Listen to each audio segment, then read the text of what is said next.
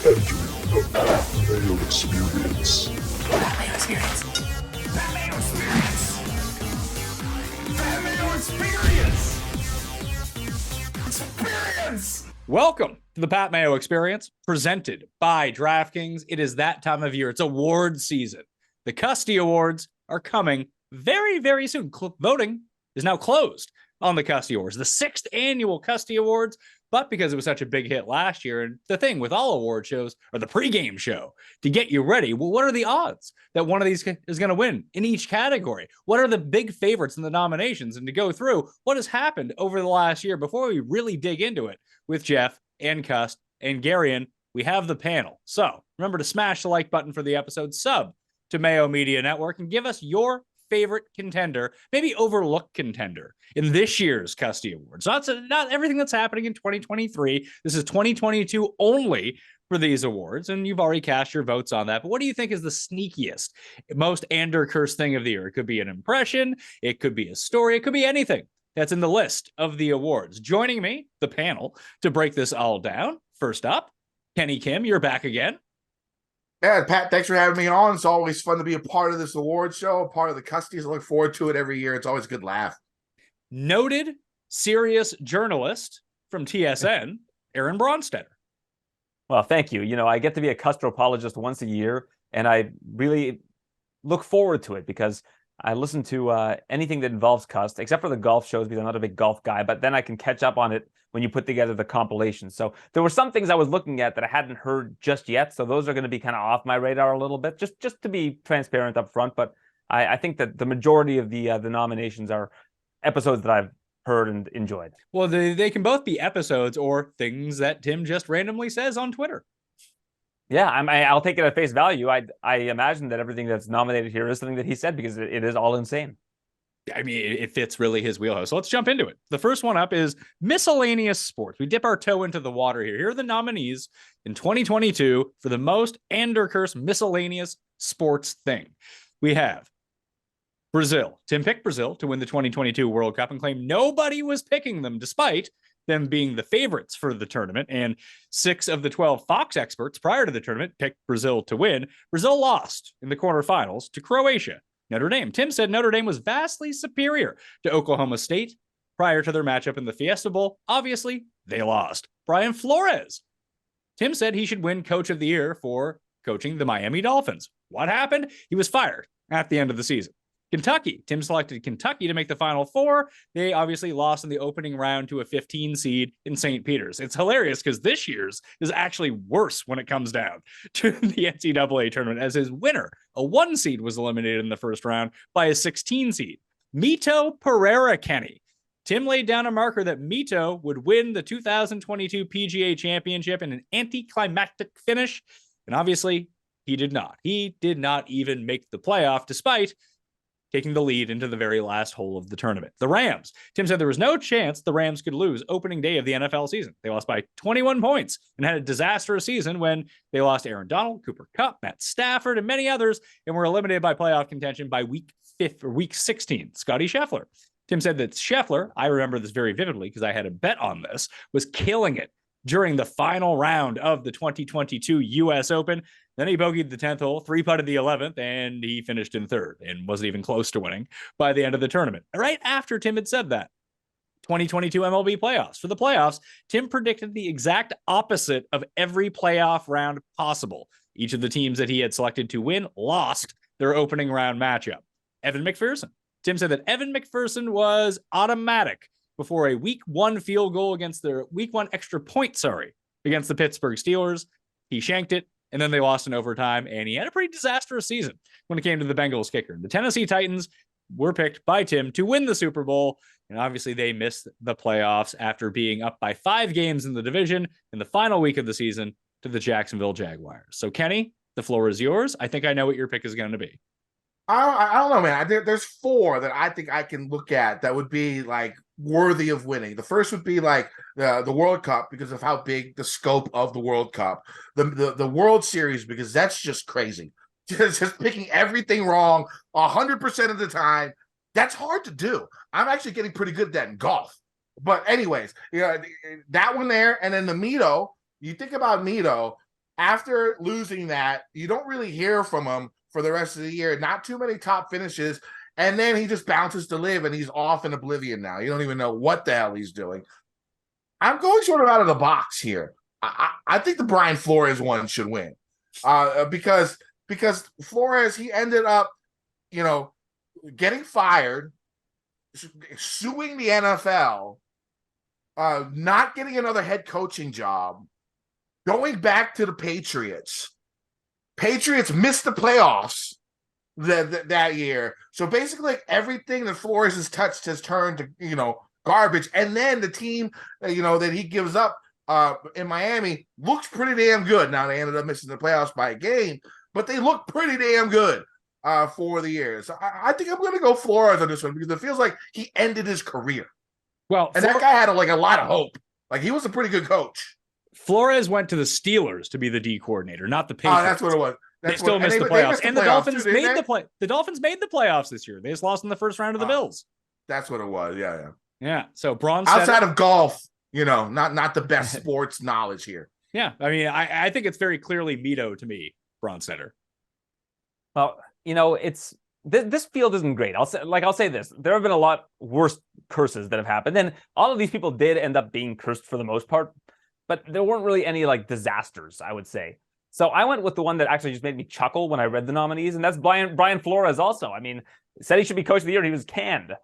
And then, like Kenny said, I mean, the fallout from that wasn't exactly great. It took him forever to get a job. Gets a job with the Steelers, who are pretty hapless this season. I mean, I don't think that's Flores' fault necessarily, but I'm going to go with Brian Flores. I'm aligned with Kenny on this one. I don't want to fabricate and pick something else.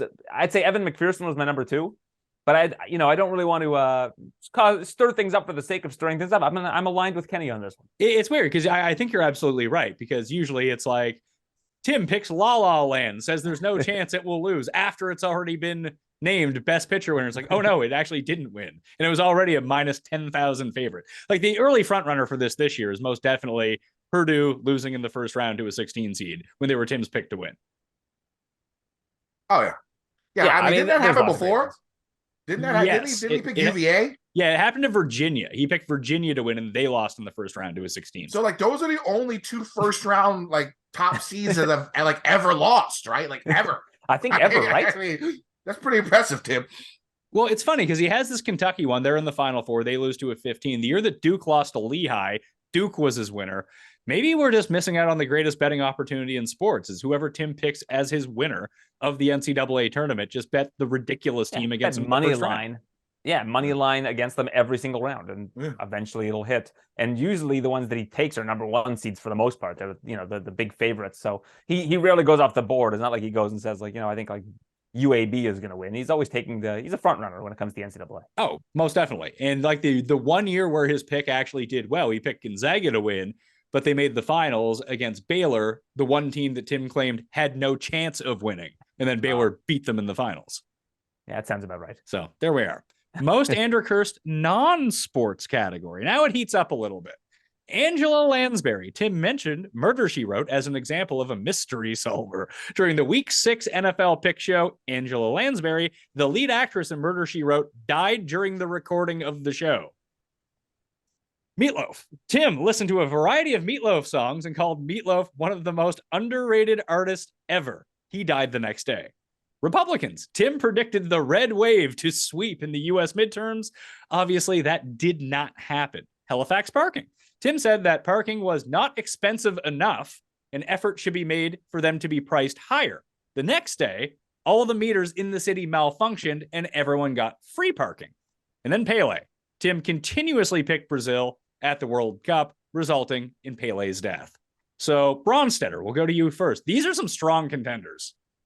Yeah, well, first off, Tim should continue to make more kind of bougie proclamations so that the little man can succeed and get ahead in life. I think that we got to come up with ways to kind of prompt him in that direction so that people can end up getting free parking, like what happened in Halifax. But I have to go with Meatloaf on this one. I mean, Angela Lansbury was really old, and I know she died during the taping, which is really that's about as cursed as it gets. But Meatloaf, I mean, who's thinking about Meatloaf at random? At least, if you're making a reference to Murder, She Wrote, it's on someone's radar. It's being referenced in comparison to something else. And while that is kind of a left field comparison, I was surprised Angela Lansbury was still going, to be honest, when I heard that she had passed away. Meatloaf, first off, Meatloaf is not underrated. If you guys listen to music, like, can you name more than 2 Meatloaf albums? And I know that you know the 2 albums I'm thinking of. All I got is Bad Out of Hell. Yeah, that's all I got too. But he has good songs. I was a little bit before my time, most of them. Well, the other album I was thinking of was Bad Out of Hell 2. So, I mean, I think you guys were on the right track. Not underrated at all. In fact, probably a little bit overrated. And really, the years between Bad Out of Hell 1 and Bad Out of Hell 2, the 2 albums I was thinking of, is like 25 years. So if you can't name anything in between, definitely not underrated, because nobody's really discussing him and talking about how great he is. Meatloaf's my answer. I was surprised at how quickly Meatloaf fell after Tim was, running through his catalog. And by catalog, I mean those 2 albums. So, Kenny, do you agree that it's Meatloaf? Because I feel like you might not. It's either Meatloaf or Angela Lansbury. I'm going with Angela Lansbury. I mean, he murdered her on the show. You murder somebody on the show, that should win. And, my grandmother, super angry about that. I used to grow up, I grew up with my grandmother watching Murder, She Wrote in a room with her. You know what I'm saying? That was her shit. You know what I'm saying? She loved Murder, She Wrote. You know how, like, in the 90s, everyone watched Friends and Seinfeld. Old people, they watched Murder, She Wrote. That was their thing. I actually just learned some new facts about my grandmother that was sort of shocking. It's a pretty funny story. I was going to save this for my pod, but it sort of correlates with what we're talking about now. So I was in a little traffic accident last year. Police came, police report was supposed to be filed, right? Went to my insurance, told them about it. And like 6 months later, like, well, there's still no police report. I'm like, oh, well, what the fuck? So I get one of those things where you can like look up your criminal records, right? For people. And I bought it for like a month. And so I was like, I did it for myself just to see if, something would come up in that thing I had in a traffic accident. Well, I got bored one day and I started looking through like family members and stuff like that. And, seeing criminal records of like, cousins and aunts. And I was like, hey, let me put my grandmother in here one time. So I put my grandmother in there and I look and I'm like, in 1996, she was arrested for grand larceny. 63-year-old woman at that point in time. 63-year-old woman. No. She was around 60 years old at that time, okay? And she was arrested for grand larceny. Then in 2002, arrested again for grand larceny. And let me give you a little background about my grandmother. She's, she grew up, she was born in Korea in the 30s. When the communists took over, she had to underground railroad it down to South Korea. Met my grandfather, who was, a baseball player, played in Japan, played in Korea, basically was one of the founding fathers of what we see now in Korea, the KBO. And so, she's pretty well off. They had money. And, my grandmother passed before I was born. And then she moved all her sons to America, and I tagged along because, that's what families do. And so, she was a very, very, hard, stern woman, but like she was the matriarch of the family, like demanded respect, deserved respect. Like, my friends would be scared to come over because everyone thought she was like the mean ninja grandmother, right? Well, so I'm looking at this, I'm like, what happened? Like, how did she get 2 felonies on her record? And I asked my mom, and, Korean household, when the father dies, the mother goes and lives with the oldest son. My father was the oldest son. And so my mom lived with my grandmother and she hated it. It was horrible for her. And so she said she remembered something about shoplifting at a mall or something like that.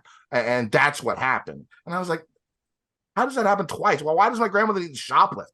So about in the fall was my grandmother's 90th birthday. I'm there. And I'm still curious about this, right? And so I know my family's not going to talk too much about it because, I mean, it's sort of a stain on our family if, the head matriarch is getting arrested for grand theft, larceny, like multiple times. So I talked to one of her friends, an old lady. I've known her for, my whole life. She's been over to the house. It was basically a part of my grandmother's, crew. And, literally, her crew.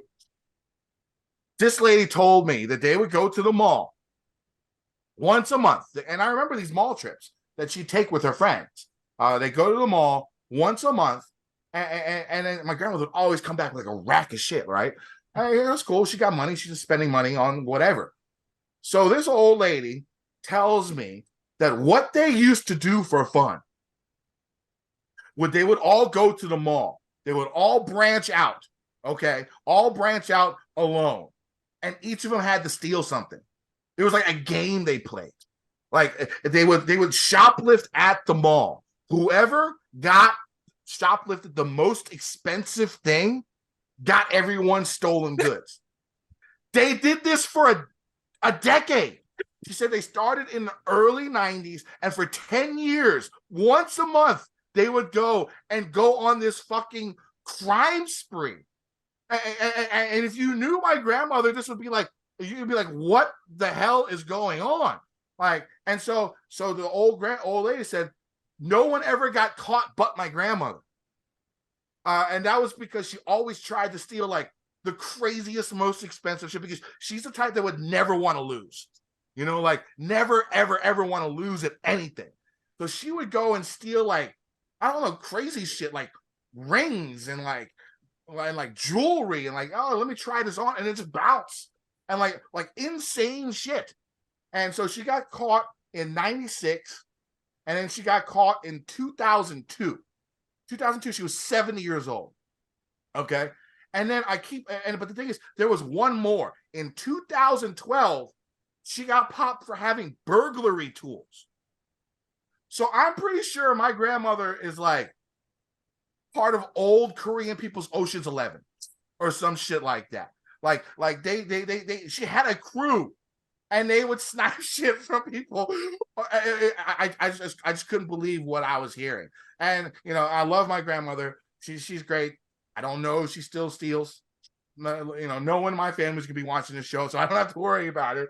But yeah, it's just an insane story about my grandmother, who is like the George Clooney of her crew in Ocean's 11. Like they just went out, and any family members of yours have issues like this?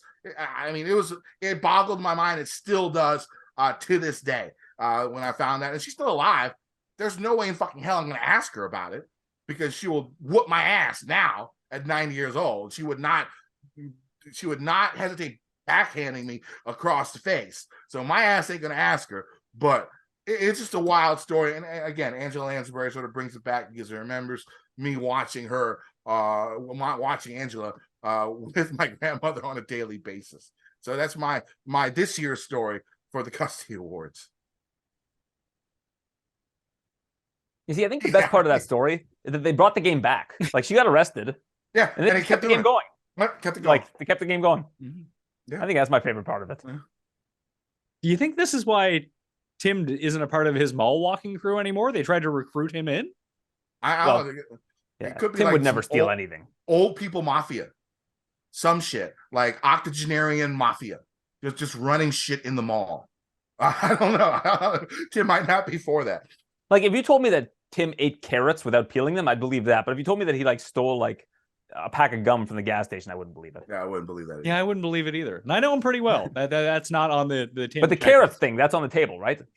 I mean, I've like eaten that he's just too lazy to peel one? I don't think that eating carrots without peeling them first is that insane. That doesn't seem like a bridge too far for Tim. Like, it'd be it something. Seems like something Tim would do because he didn't want to take the time to peel it. Yeah, it would just be a laziness thing. It'd be like, no, Tim only eats the green part at the top of the carrot, not the carrot itself. You're like, that's more in like the Tim zone. Anyway, I'm with you that I think it's Angela Lansbury versus Meatloaf. And I know that voting is concluded, but that story would have pushed it over the top, Kenny. Yeah, I still can't believe it. It's because just if you knew my grandmother, it's just not the way she always told me to stay out of trouble and shit like that. And I never listened. I was in trouble. I've been arrested, I don't know, dozens of times. But it's just I don't know. It's just crazy. It's just crazy to me. Crazy. Next category, most reverse cursed of the year. Argentina is on this list because Tim said that Argentina, his most hated international team, had Zero chance. And he'd be apoplectic if they won the World Cup. So, of course, that they did. Paul Shaughnessy made a ton of money off betting on Argentina once they lost their first game and Tim started taking victory laps that he was so correct. Trevor Lawrence on October 9th. Tim said the Jags and Jets have about to have the same record, and yet I was subjected to weeks of Lawrence is clearly so good and he figured it out this year. Well, Zach is too busy being 2-0 for people to talk about him, I guess. Later that season, Zach Wilson was benched for Mike White, and Trevor Lawrence had a PFF grade of 77.5 by the end of the calendar year. They made the playoffs, and people now consider him a top 5 fringe quarterback in the NFL, while Zach Wilson may never play a snap again. So a nice reverse curse on Trevor Lawrence. If you're a Jags fan, you can thank Tim out there. Justin Fields. Tim guaranteed on our first ever Sunday Night Live show that Justin Fields would not score the first touchdown of the game, and at 20-1, he cashed for all of us the first touchdown of the game.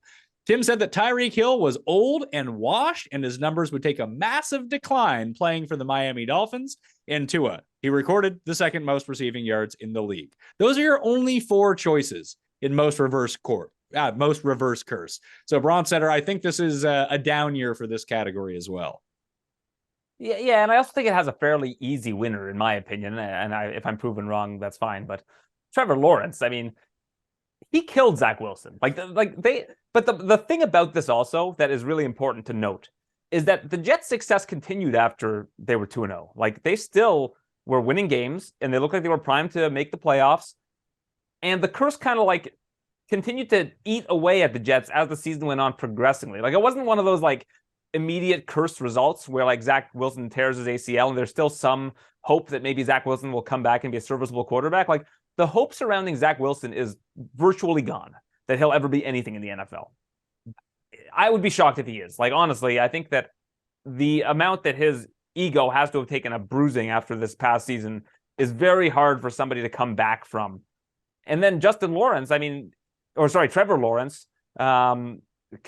Lawrence is a mixed martial artist, so you can see I'm getting my wires crossed. But Trevor Lawrence, he just can continue to get better and better and better slowly. Like, it was a very slow kind of burn on both ways of the curse, which is why I like this one in particular, because usually you get the instant gratification of a Justin Fields where you win that bet and like it's hilarious. He picks the one guy who he says is not going to do it, does it, which is great because I mean it's especially for your pocketbooks.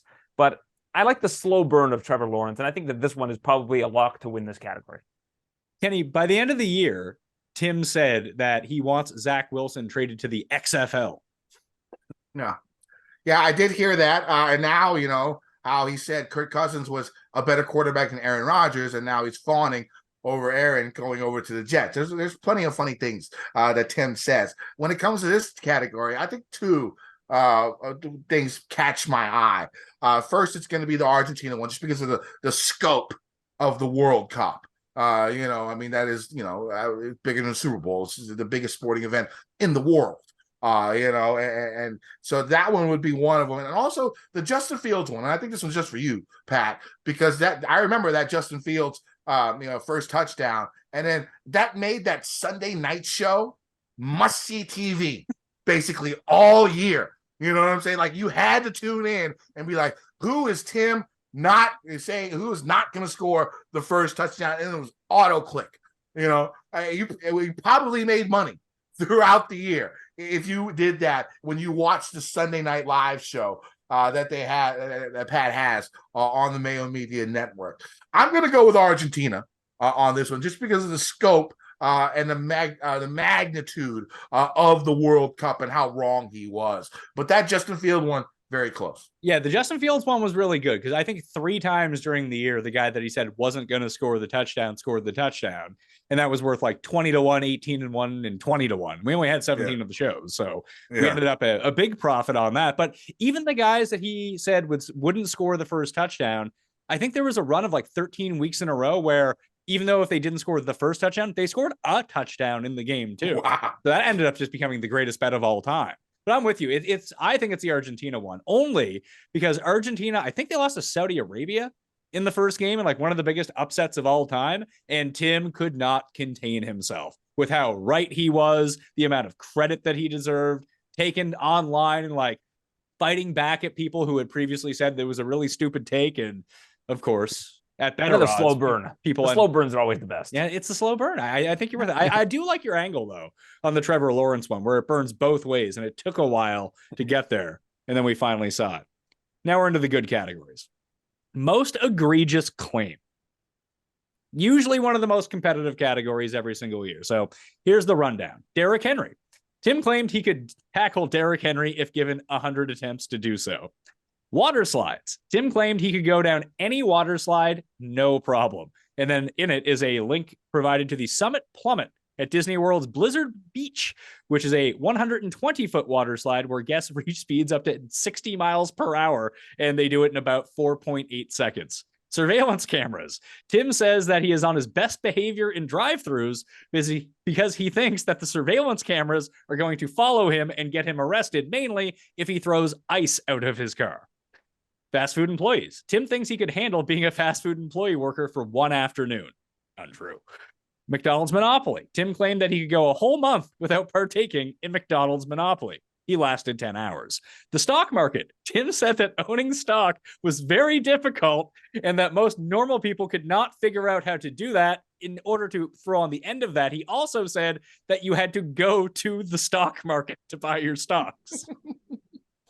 And let's see here. A completion. After a discussion about Carson Wentz, Tim claimed if given 20 tries, he could complete 8-yard out passes against NFL competition. Those are strong contenders. Yeah, they're strong. I couldn't tell you. There's at least 4 that deserve like any service industry food takes with Tim is just a no-go. I mean, he's just so wrong so often. So the fast food one is there. The surveillance camera one is just weird. Like, I don't understand how he thinks that like that's a thing. Like, I guess Big Brother is watching, and if you really want to dig down the conspiracy rabbit hole, okay, maybe. But Tim, you're Tim. They're not looking for you. And then the stock market one. I don't know how to buy stocks. I can agree with him on that one. Okay, no, hold on. You may not know how to buy stocks, but Bronsteter, would it be your first instinct that you had to go to the stock market to buy your stocks? You have to like take a flight to New York City and go down to the actual like NYSE and go and like go to a window and like Dan Aykroyd and Eddie Murphy. First impression. You know what I'm the saying? Idea of saying that something that's on the news every day and has channels based around it would be a very difficult thing to do. I think you're ignoring a lot of very in-your-face elements in order to make that kind of a leap. That's a strong contender, but I feel like it's like the Derrick Henry one is the one that got the most traction throughout the course of the year. But in terms of like reality of what's the most egregious in all of this, I actually think that him like I've seen Tim throw. You ever seen George Michael throw on Arrested Development? I've seen him try to catch where he turns his back to the ball. Yeah, that's basically Tim.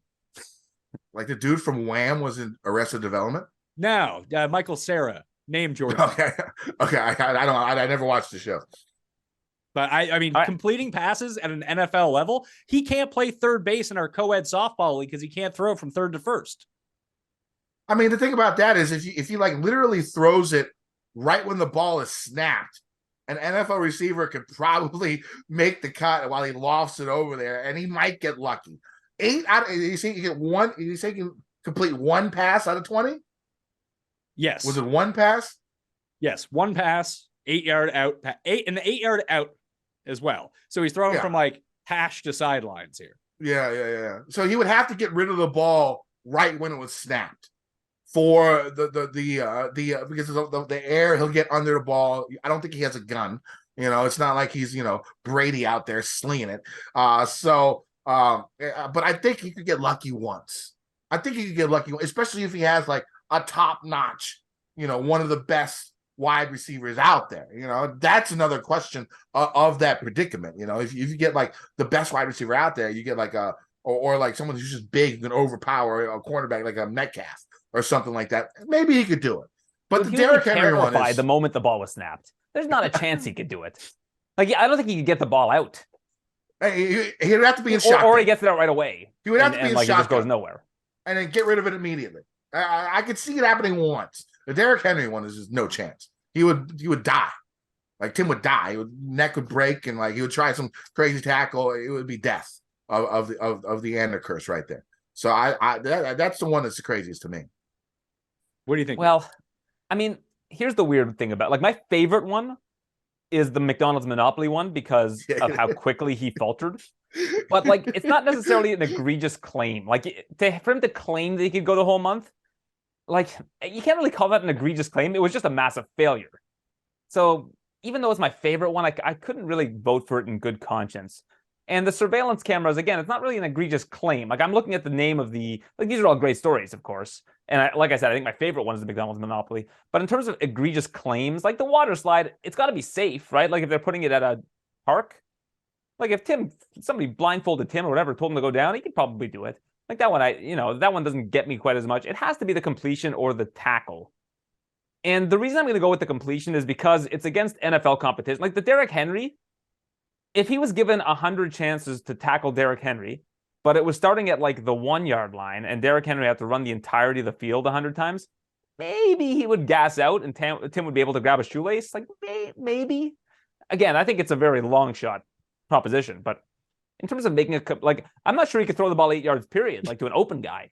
So to do it against like NFL competition, I think that has to be the most egregious claim. It's just like you're having like behemoths running at you, and even though you have an offensive line that's protecting you, like I don't think he'd know what to do with his feet. I don't know if he'd know what to do. I don't know if he'd be able to catch the snap. Like there are a lot of variables here that would, I think, prevent him from making such a play. So I'm going to go with that one. Yeah, that's a pretty good take. I just think the Derrick Henry one, only like he could have 100 chances to tackle Derrick Henry. It only takes one, and Tim would be in a hospital.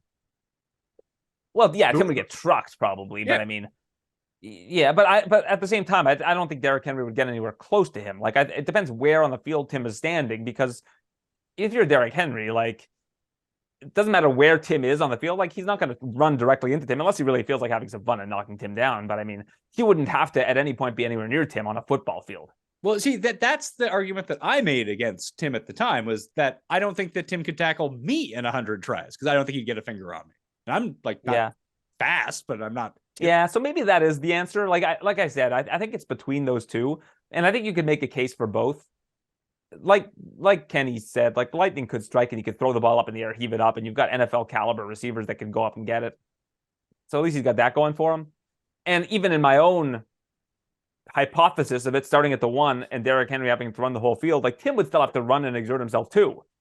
So who's going to gas out first, Tim or like a professional athlete? Probably Tim.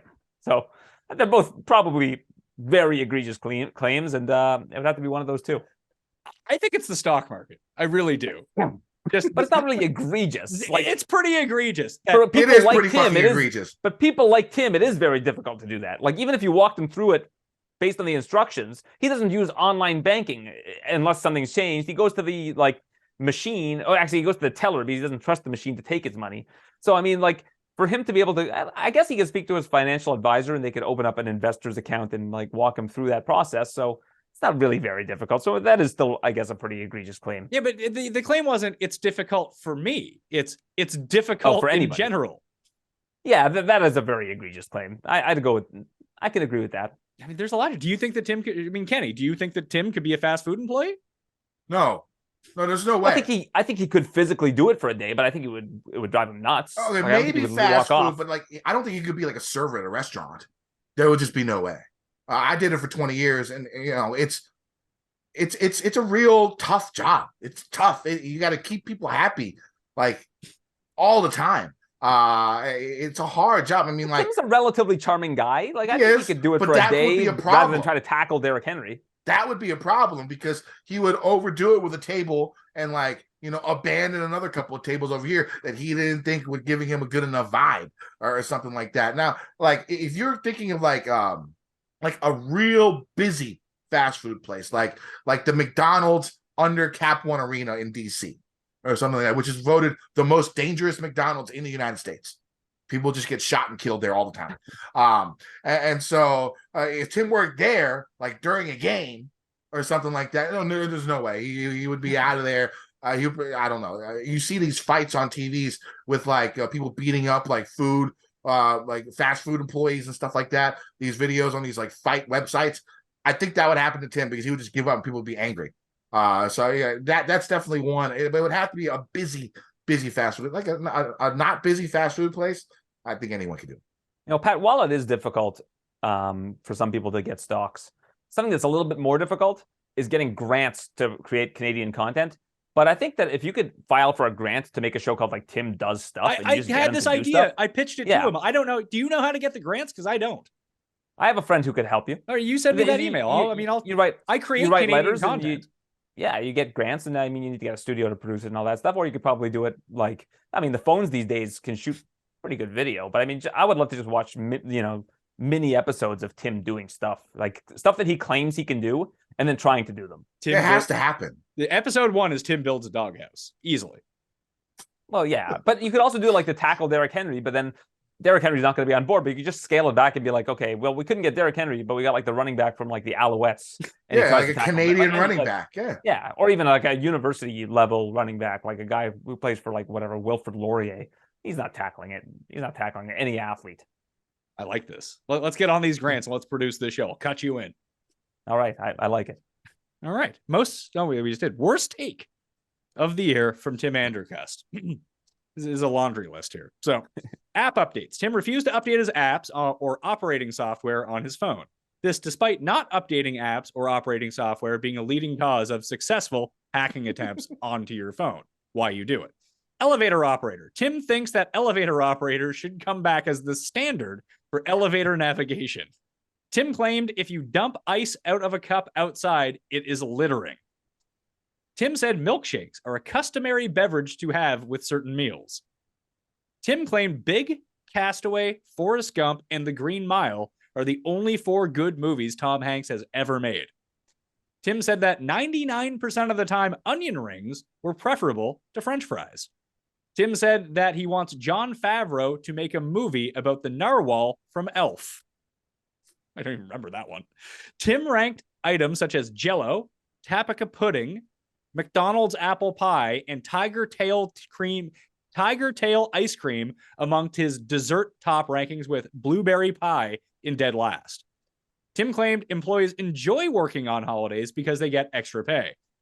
Tim said he always brings veggie/fruit trays when he goes to a Christmas potluck, and that everyone prefers store-bought veggie trays to homemade veggie/fruit trays. Oatmeal. Tim has described oatmeal as, quote, fun, and one of the best breakfasts one can have. He says many nights he goes to bed on the night before he says many nights he goes to bed the night before having the oatmeal, and he can't sleep because he gets too excited to eat oatmeal. Diet soda. Tim said that everyone would lose more weight if they just had diet soda. Tim said that people would be better served buying a 330 milliliter can and pouring it out rather than buying one of the mini-sized cans of soda. Mozzarella sticks. Tim says that mozzarella sticks are the best item one can bring to a potluck. Strawberry pizza. Tim has claimed that strawberries on pizza are a good idea. And Christmas with the Cranks. Tim said that everyone loved the movie Christmas with the Cranks. The movie has a 5% critic score and a 39% audience score on Rotten Tomatoes. There's one Bronsteter jump out to you right away. It does. The elevator operator one it's got to be the worst take. Like, it's like the pinnacle level of stupidity to believe that you need to have some. I'm not trying to take jobs away from the everyman, believe me. Like, and I've been to places, like a lot of arenas have elevator operators. When I go to cover events, oftentimes there will be an elevator operator there, but it is not a job that's required in society anymore. Like, we're human beings that know how to operate like computers, phones, way more advanced technology than you press a number button on a lift, right? Like, I think it has to be the worst take out of all of them, because you can make certain points here. Like, certain ones of these are not that bad. The milkshake one, I think there are people, like, whenever you get a burger, you get a milkshake with it. I'm sure there are people that have it as a customary drink. Cust being part of that word, of course. And we've got the desserts. I mean, people will prioritize desserts. I think Tiger Tail ice cream is like the very bottom of ice cream flavors. But again, you got a lot of people have their taste. Strawberry pizza, I can imagine that would taste okay. the pop, the soda cans being $3.55 and dumping out what you're not going to drink. It's actually cheaper to buy 24 of those than 24 small cans. So I can understand the line of thought there. That wasn't his line of thought on that though. The line of thought was he is morally offended by the small can. Well, of course, but I mean, hey, if you're like a really staunch economist, maybe you're also very offended by it. But I gotta go with the elevator one. I just think it's of these takes, it's the one that I think the least people would agree with. Kenny, I think that not updating your apps and leaving yourself susceptible to spyware and hacking is pretty egregious. Yeah, that one's crazy just because it's like he's not doing that is doing the exact opposite of what he thinks is happening. Basically, is what's going on, because you need to update the apps, like you said, so people don't hack your shit. And he doesn't update the apps because he doesn't want people hacking his shit. It doesn't make any sense. It makes zero sense on that one. And now, again, like Bronsteter, I do agree with him on some of these takes. I've actually had strawberry on pizza. It's a dehydrated strawberries, not like regular fresh strawberries. So they were dehydrated and with like a spicy salami, some other stuff. Not bad. I'm a fruit on a pizza guy. Okay, so no problem with that. Also where was the other onion rings? Onion rings always better than French fries. No, that is not true. You can make. I don't like onions, period. So that's a non-starter. For me. So you have the non-starter. There are some people that just don't like onions. However, I would give you, and I mean, it wouldn't be my take, but I think it's a more compelling take to say, if you had the best onion rings possible, then they could be better than fries. Because I've had some onion rings that are delicious and amazing. Most onion rings are fucking terrible. I mean, soggy, most there's too much batter. They have a bad onion to batter ratio. They're not crispy enough. Just the way that you can fuck up onion rings is so easy versus the way you can fuck up fries, which is almost impossible. I just like onion rings better than fries. I just like the flavor, so they're just personal for me. Probably the Tom Hanks one. I mean, even Tom Hanks said he's only made 4 good movies. Like literally, he said that in an interview recently in the last year. So are we saying that Saving Private Ryan is not a good movie? I mean, I'm just saying what Tom said. Tom said he's only made 4 good movies in his career. That's what Tom Hanks. He said that through his mouth. If you go and Google it, it's there. Do you think that? Do you think that they are the 4 movies that Tim listed? Now, Did Tom I Hanks wouldn't name put them? Castaway there. I would probably switch Castaway for Saving Private Ryan. Now, the recent movie he was in, Elvis, was so bad. Movies? What's up? He's in Catch Me If You Can as well, right? Yeah. That was a great movie. I never saw it. I mean, Saving Private Ryan's great. Philadelphia's okay for it. I mean, The Green Mile is a trash movie. Like, it's really bad. It's like 8 hours long. It is long. And hot take, Forrest Gump also sucks, but that's for another time. I love that movie. I'm a big Forrest Gump fan. That's a real boomer nostalgia movie. It is. I mean, but it's funny. It's a feel-good movie. Except for when Jenny dies of AIDS. But other than that, feel-good movie. You know what I'm saying? Now, the one thing about Tim, though, his takes on, like, I don't know how to put this without offending people. Poor people jobs. Okay? I mean, like, let's just say it. Jobs that don't make that much money. He has the worst takes on those possible. Okay, because like he thinks that, like, I don't know his train of thought. Maybe because he thinks it's a low-paying job, they want to keep working and make more. I mean, maybe that makes sense. I don't know, but like the holiday hours for service industry people is the worst, because like, okay, at a fast food restaurant, yes, you do get paid time and a half, but what's time and a half of like $12? You know what I'm saying? Like, what the fuck is that? It's not worth like not being with your family for the holidays. It's people. I'll challenge you on this one though, because as a member of the Jewish faith, my fellow tribesmen used to love working on Christmas because everything's closed and you get time and a half. Well, so I mean, you see my it doesn't eyes, say like right? working their own holidays. I'm the same way. I'm not Chinese, but motherfucking Chinese people love Christmas too. Mostly because of you guys, you and Geoff. Right, because they get a lot of those Chinese food orders, so I know they don't mind working on it. But the elevator operator wants another one. Like, what's the guy gonna get paid? Like $14 an hour to do that shit? I mean, like, why? I mean, you don't need it. It's not even worth it. It's just when it comes to like his takes on like jobs that are less than the average median income of the United States. His train of thought is so off the wall. It's crazy. It's got to be the elevator. It's got to be the fast food. One of those two. He's old school because he wants like people to do he wants humans to do jobs that machinery has been able to do for a while, right? Like he wants to have people that like, well, if there was like somebody who handed him like a shopping cart when he walked into a grocery store, it's like those are the jobs that he feels like are necessary, which is just like it's odd behavior, to be honest. Like these are jobs that are like long outdated. Like the majority of people that think that way, Aaron, the majority of people that think that way are like loaded. You know what I'm saying? Or like, 90 years old. Yes, right. either 90 years old or just have all the money in the world. And Tim is neither. Now, mentally, could be 90. Possible. But, I'm sorry to cut you off there. Go ahead. No, yeah, I think that's a good point. I mean, Tim Too Rich and him being kind of an old soul are two of his, identifying properties. Yeah, so well, I guess it works out that way. Tim identifies as a rich 90-year-old. He just isn't. So it's a problem for him in a lot of ways. You should see him like at the self-checkout at grocery stores. It is a production. He's terrified of the machine. Does he put that I identify as a 90-year-old rich man on his emails and shit? I got people who do that for my work emails. Are you serious? And maybe he does that for his work. Well, yeah, like he had the pronouns. So you're talking about people who have pronouns. So his pronouns are rich old dude. Yeah, rich old dude. Yeah, even though he's like 35. Guy. Interesting. Yeah, he is. He's 35. The youngest of all of us as we talk through this. Unless Bronsteter, you're like sneaky 27 years old, which I don't know. And your point about Jewish people working on Christmas would be one thing if you didn't just randomly take days off that no one else gets off. Yeah, but we get charged for those days off. Do we? Those count as vacation. Oh yeah, those count as vacation days, my friend. Okay.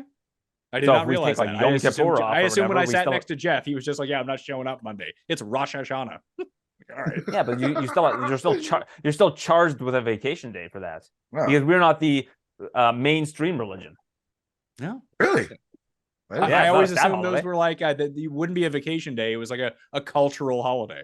They should update the Charter of Rights and Freedoms to reflect that. I agree, Pat. Good thing. I mean, for a lot of people, they think that you guys rule the world. So I figured, that would be something that you would be able to get on like a non-vacation day. Well, if we did, everybody would get Yom Kippur off.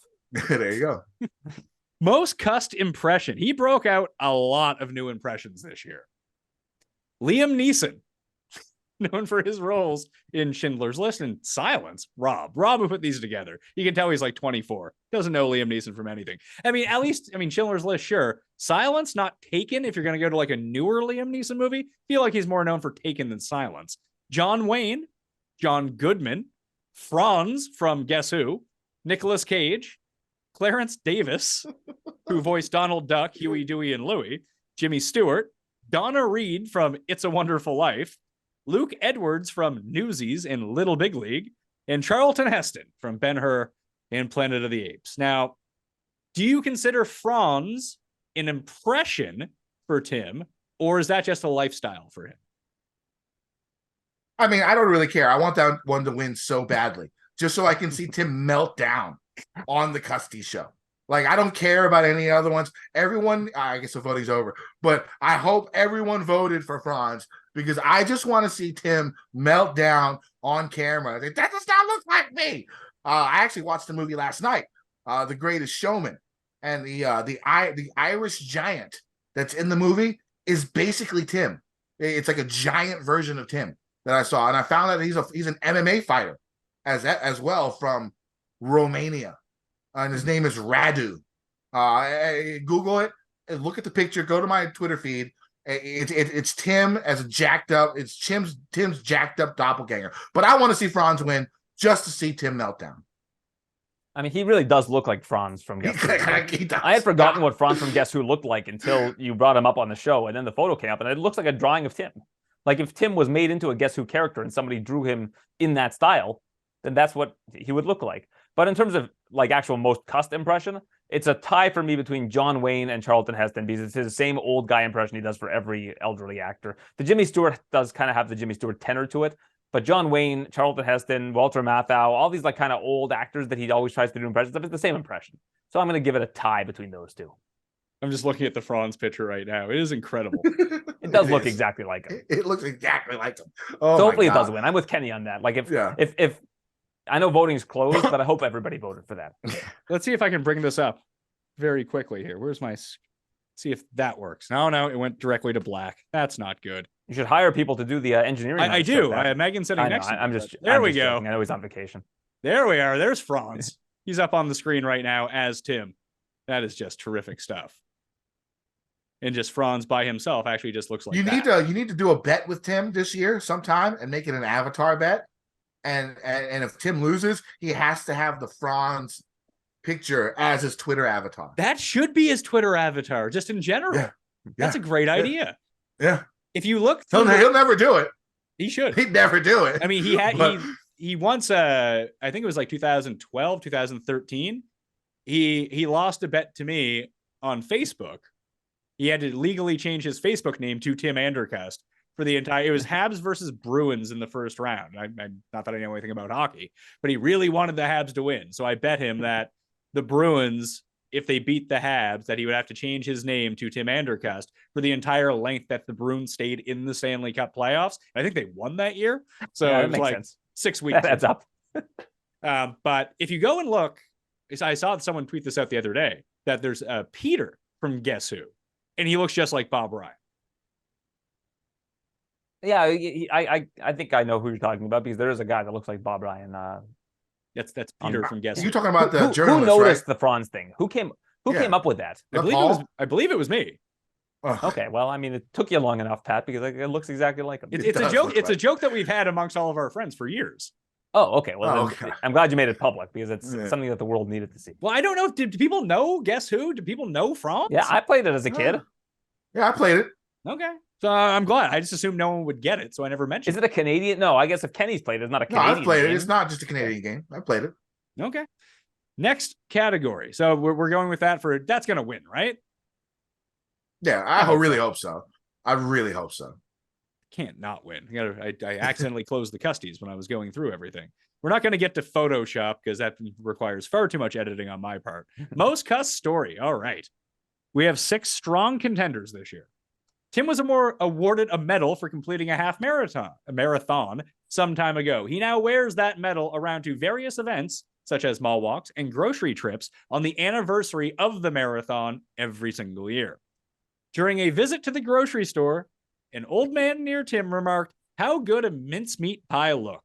Seeing there was only one remaining, Tim rushed and stole the mincemeat pie from the old man before he could get it. After the old man expressed consternation, Tim hid in the store so he wouldn't have to encounter the man. He then didn't even buy the pie and left it and exited the store. Tim regularly had waitresses hitting on him without him noticing. That was with the first big dinner that we had when we came back, which was hilarious. She went and got him a Diet Coke from an alternate location and came back with it in a champagne style thing with a Diet Coke bottle. It's pretty good. Tim has been upset that at his Rings app for telling him he should be more active. Tim has reported achieving around 700 steps a day. Tim also claims it's impossible to reach 10,000 steps a day.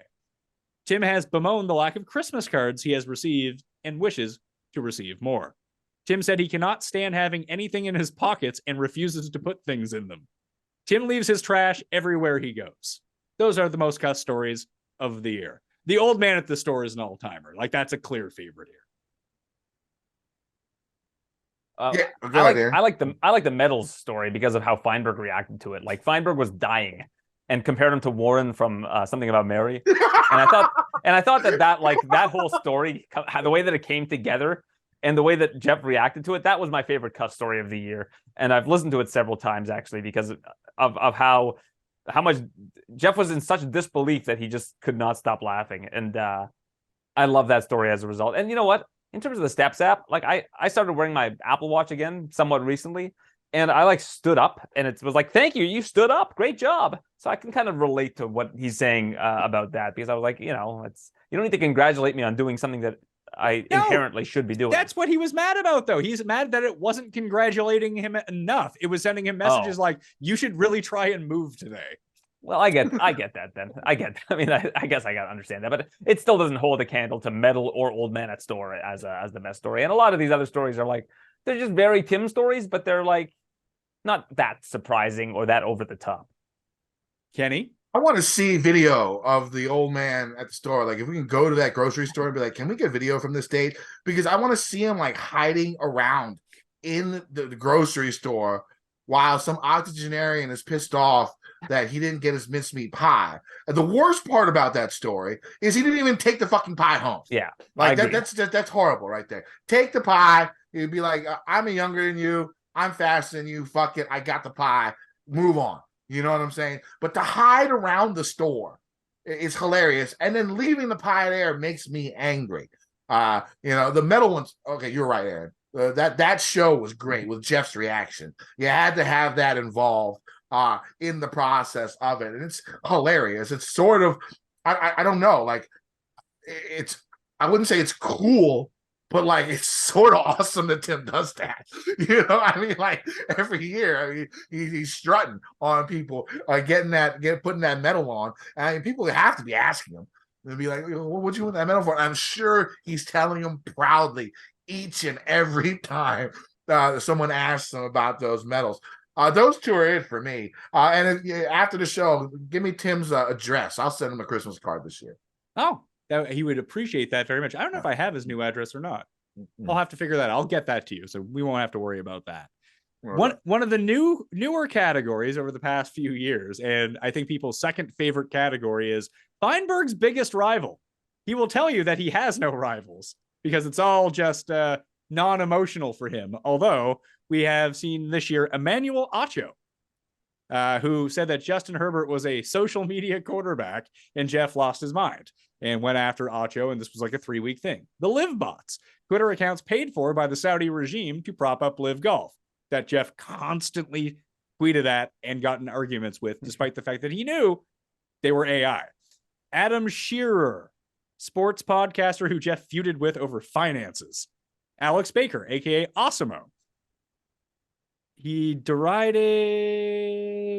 bet money on Daniel Berger. That one seems this is a good one. Adam Levitan. Geoff sympathized with Adam over getting accosted by random fans. Geoff then attacked Adam, accusing him of supporting NBA Top Shot, which wasn't true because it wasn't Adam Levitan after all. I talked to Levitan about this about a month ago. He's like, what was going on? He's like, he thought you were someone else.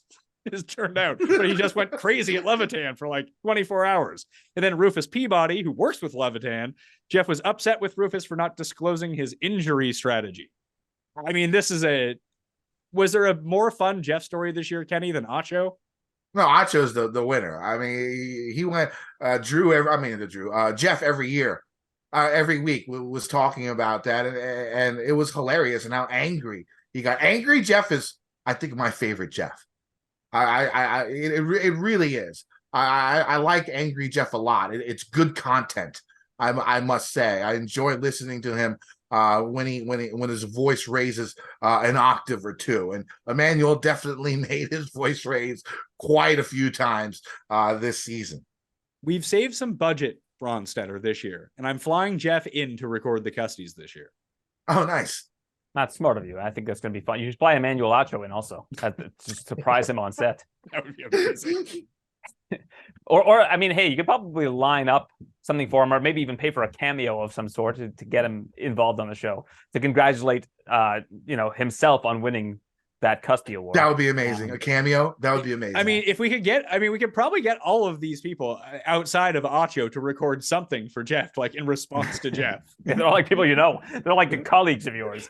But Acho is probably the answer. I mean, Acho, I think, is like the biggest rival of all Chargers fans this year, because what social media, what even is that? Like, nobody really gets what he's talking about, and it doesn't really make a whole lot of sense, but it sure did infuriate a lot of people. So I think he's kind of a lock for this award. And the best was when he said that Tua was better than Herbert, and then they played, and it was just an embarrassment. So yeah, that's it. I'll wait for I think my favorite this category is better during the Custies, because Geoff will start defending himself before I even finish listing everything out about how it wasn't a real rivalry. And it takes like 10 minutes of the show. Best Cust Corner. of the year. We didn't do that many because we do them all during, like, we never used to do a Cust corner per week during football season. Then we started doing that. Then we just ended up doing fewer Cust corners overall. So like 36B, 36D, and 36C are all just the best of the Cust corners throughout the year. There was Cust corner 38, which was, I think, the one that we did, Kenny, together. That was the service industry, sauce on wings, going to the beach, and the stuff that Cust wanted at the gym, like discus at his like everyday good life, or La Fitness, as they call it in America. The other one was the one with Raza, internet money, food, work from home, travel tips, and milkshakes. Then Cust Corner 40 was a very Custy Christmas with the movie draft, the pockets, Christmas songs, and Tim's Christmas card. So did you guys have a favorite of any sort of Cust Corner from this year? I mean, the first one that comes to mind is the one I was on, because, you know, I'm a vain guy, so, you know, that's going to be my favorite. But if you look past that one, 36D was the one where he went with the marathon and the medal. Yeah, I think that was that one. But he had some, you know, other points, like the buffet. I agree with you. You got to beat the restaurant. You know what I'm saying? But the way you beat the restaurant and the buffet is you get the most expensive thing possible and just eat all of that as much as you can. If you ever go to like a buffet with a lot of Asian people, if you see like a ton of Asian people, you need to wait at the buffet, because once they bring that fresh crab legs, or once they bring the fresh prime rib, that shit will be gone by my people in about 35 seconds. That's how we roll on buffets. And the medals, the appetizers. I forget that one. Was that what was he thinks appetizers should be banned? Yes. Is that what it was? Yes. That one was a little weird. That one's a little weird. I guess he's not a big fan of tapas. You know, that would be my guess. And then I forget what the streaming was, but the medal one, the marathon one, with Geoff going insane. You're right, Bronsteter. That's the one. That's the winner for me. I'm looking at one right now, Bronsteter. It's just called "What Does It Cost?" I forgot that we played that with Tim. That's a great segment. We need to bring that back. Oh, for sure. I mean, he has no idea what things cost. And I mean, I was at the grocery store yesterday. Maybe I don't remember what stuff costs, because I don't know if inflation is like really what the thing is that is done. It was a jar of Vlasic pickles for $6 for some reason. Just outraged me. I don't know why. At like no fruits. Do you even like pickles? Vlasic pickles shouldn't be $6. Do you like pickles? I love pickles, okay. But Vlasic pickles are not very good. I am in a pickle of the month club, Aaron. You should join. I would like to join. I mean, if I could join, I would. I love pickles. But the thing that upsets me is, like, as a Costco member, you can get the $5.99 gigantic jar of Moish's pickles, which are far superior to Vlasic pickles, for the same price as a small jar of Vlasic pickles. I don't know why that infuriates me, but it does. I don't know. See, I mean, this could be a very Cust type story, except you like pickles. Cust would be outraged by a price of something he doesn't even want. Yeah, fair enough. So that's how that would go. So yeah, this one's, I mean, I recommend that everyone go back and watch the Cust Corners, or if you haven't done it yet, I have like 5 of the classic episodes ready to drop on the Cust Corner only exclusive feed on Spotify and Apple Podcasts. So I'd recommend that you go sub to that now. I don't think I've released any of the classic ones in like 8 months or something like that. So I have a dump that I have to do here when I'm going on vacation. Last one, most insane person of the year. Me, Paul, Cust, and Feinberg. It's going to come down to Geoff versus Tim. It was very close last year. Kenny, do you think that was Tim's best shot of not winning this award? Yeah, I think that's his best shot. I mean, unless he has some secret bot farm that he's not telling people, like what we thought last year about the way everything was voted. But Tim's crazy. I love Tim. There's a few times that I've talked to him and interacted with him. Lovely guy. I like him a lot. But his takes are fucking insane. His takes are crazy. I would say 80%. Now, there's something I agree with. And I probably agree with more of Tim's, ideas and thoughts than most people. But he's still fucking insane, and his takes are crazy, especially when it comes to like service industry and like poor people. I would say that the difference is Tim is insane, whereas Geoff is just crazy. Yeah. I worked with Feinberg, so I like know the levels to which Geoff is kind of like off, but he's more like edgy. Like he's more just kind of an edgy, like he's kind of like always on the edge of being furious. But Tim is like legitimately like an insane person. Yeah, Like sports his insane. takes- Sports insanity is different than like yeah, Tim's legitimate. real life insanity. You know what I'm saying? I know people who are insane in sports of their teams and stuff, and that's a pretty normal, somewhat normal thing. I mean, I was Geoff 10 years ago, 15 years ago with the Redskins, but they've been just so bad. They've beaten me down to a pulp that that's not me anymore when it comes to the team. But I've said crazier shit than Geoff when it comes to sports, my sporting teams. That's just a normal thing. Tim is just insane overall in general. I'm one of the few people that I think align with Pat Mayo on the take on being a fan of sports teams. Like, why put yourself through that? Like, if you're going to be angry, like 98% of every season of sports, like, is it worth that, like, anger to, like, why don't you just watch sports? The joy the is competition unprecedented, though. Yeah. Like, the joy I felt when the Caps won the Stanley Cup. Like, I've been a Caps fan for 35 years. I went to games when I was 4, 5, 6 years old. I've been to hundreds of games.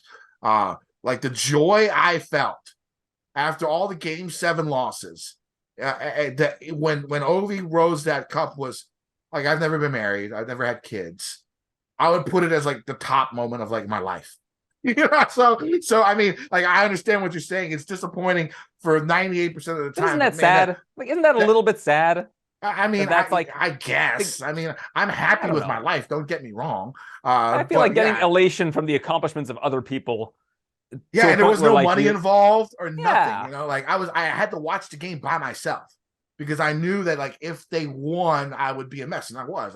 Tears were flowing. I was crying like I was a fucking baby, and like that's what sports does to people. And so if you're sports crazy, I'm not going to hold that against you. Okay.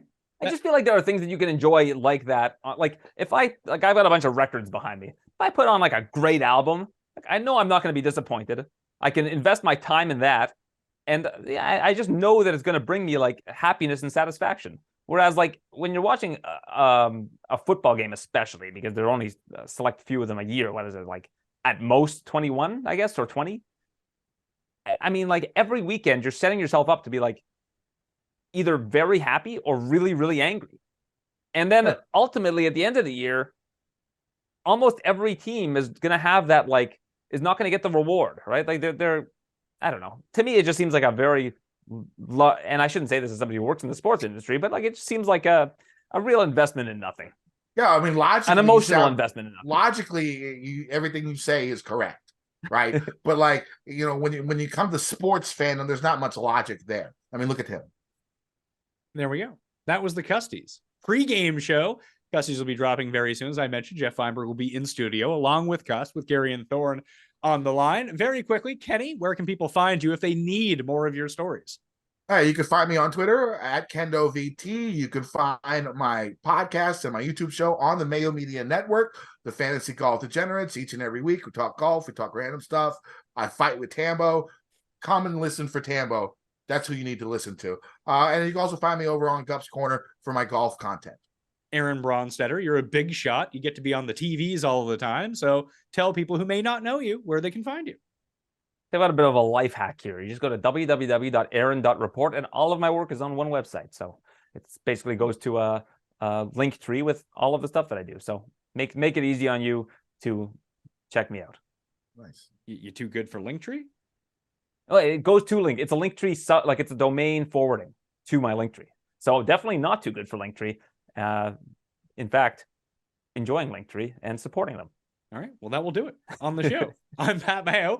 Remember to smash the like button to the episode in the comment section. Give me your sneakiest Custy of the year. And remember to subscribe to both the Cust Corner exclusive feed, the Pat Mayo Experience feed, but also Mayo Media Network. Thank you all for watching. Custies coming soon. I'll see you next time. Pat Mayo Experience! Experience!